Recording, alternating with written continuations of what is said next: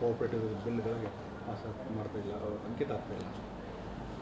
Next KTTP act ಸಂಬಂಧ ಅವರು ನಮಗೆ ವಾಪಸ್ ಕಳಿಸಿದ್ದಾರೆ.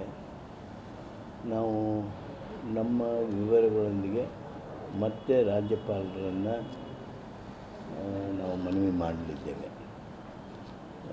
ಸಹಕಾರಿ ಕಾನೂನಿನ ವಿಷಯದಲ್ಲಿ ನಾನು ಕೆಲವು ಅಧ್ಯಯನ ಮಾಡಬೇಕಾಗಿದೆ. ಮಾಡಿ ಮುಂದಿನ ಹೆಜ್ಜೆಯನ್ನು ರಾಜ್ಯಪಾಲರಿಗೆ ಮತ್ತೆ ಪುನರ್ ಪರಿಶೀಲಿಸೋದಕ್ಕೆ ಕಳಿಸ್ಬೇಕೆ, ಏನು ಮಾಡಬೇಕು ಅನ್ನೋದ್ರ ಬಗ್ಗೆ ನಾವು ಚಿಂತನೆಯನ್ನು ರಾಜ್ಯ ಸರ್ಕಾರ ಮಾಡಲಿದೆ. ಗದಗ ಡೆವಲಪ್ಮೆಂಟ್ ಅಥಾರಿಟಿ ಬಿಲ್ಲನ್ನು ಈಗಾಗಲೇ ರಾಜ್ಯಪಾಲರು ಅಂಕಿತ ಹಾಕಿದ್ದಾರೆ. ಅದರಂತೆ ಮೂಡ ತಿದ್ದುಪಡಿಯ ಬಿಲ್ಲಿಗೂ ಸಹಿತ ಆ ಕಾನೂನಿಗೂ ಸಹಿತ ಅವರು ಅಂಕಿತ ಹಾಕಿದ್ದಾರೆ. ಅವೆರಡೂ ಈಗಾಗಲೇ ರಾಜ್ಯಪತ್ರದಲ್ಲಿ ಪ್ರಕಟ ಆಗಿವೆ.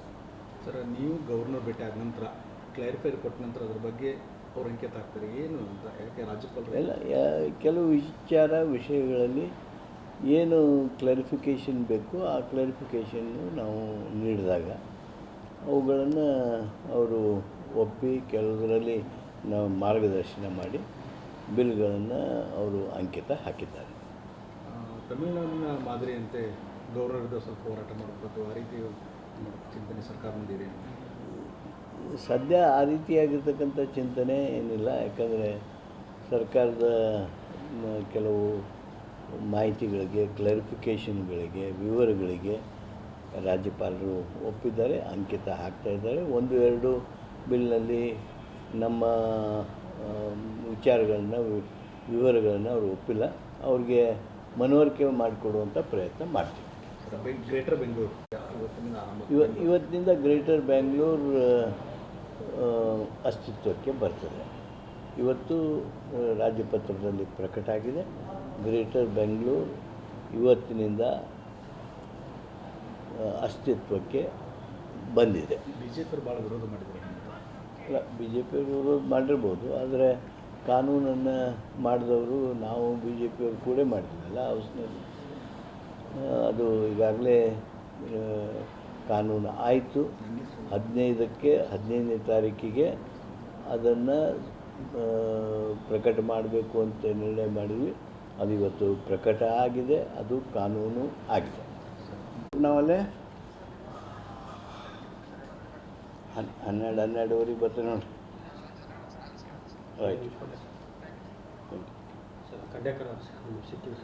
ಅವ್ರೇನು ಕರೆಯೋಣ.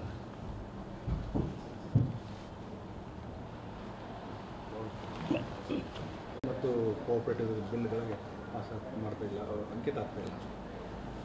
ನೆಕ್ಸ್ಟ್ KTTP ಆ್ಯಕ್ಟ್ ಸಂಬಂಧ ಅವರು ನಮಗೆ ವಾಪಸ್ ಕಳಿಸಿದ್ದಾರೆ.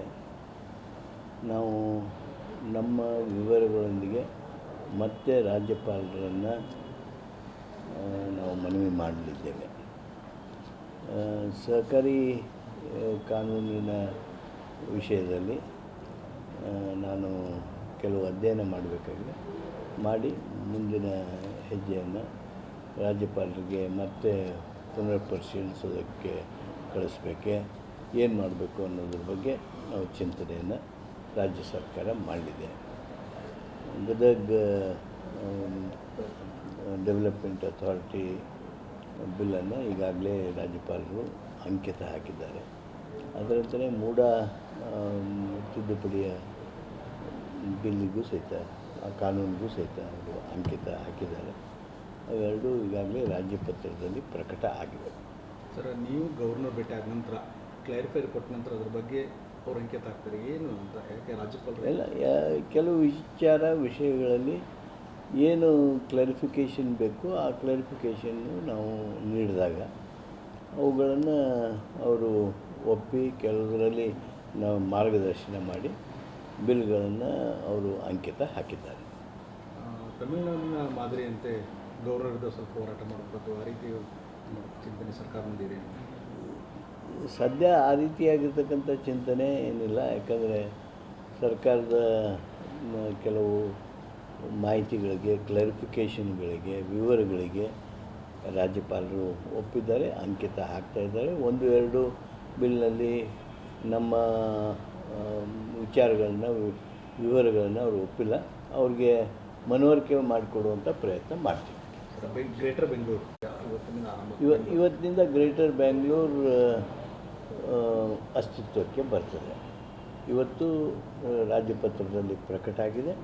ಗ್ರೇಟರ್ ಬೆಂಗಳೂರು ಇವತ್ತಿನಿಂದ ಅಸ್ತಿತ್ವಕ್ಕೆ ಬಂದಿದೆ. BJP ಭಾಳ ವಿರೋಧ ಮಾಡಿದ್ದಾರೆ. ಇಲ್ಲ, BJP ವಿರೋಧ ಮಾಡಿರ್ಬೋದು, ಆದರೆ ಕಾನೂನನ್ನು ಮಾಡಿದವರು ನಾವು BJP ಅವರು ಕೂಡ ಮಾಡಿದ್ವಲ್ಲ ಹೌಸ್ನಲ್ಲಿ. ಅದು ಈಗಾಗಲೇ ಕಾನೂನು ಆಯಿತು. 15ನೇ ತಾರೀಕಿಗೆ ಅದನ್ನು ಪ್ರಕಟ ಮಾಡಬೇಕು ಅಂತ ನಿರ್ಣಯ ಮಾಡಿದ್ವಿ. ಅದು ಇವತ್ತು ಪ್ರಕಟ ಆಗಿದೆ, ಅದು ಕಾನೂನು ಆಗಿದೆ. ನಾವಲ್ಲೇ 12:30ವರೆಗೆ ಬರ್ತೀವಿ ನೋಡಿ. ರೈಟ್. ಅವ್ರೇನು ಕರೆಯೋಣ.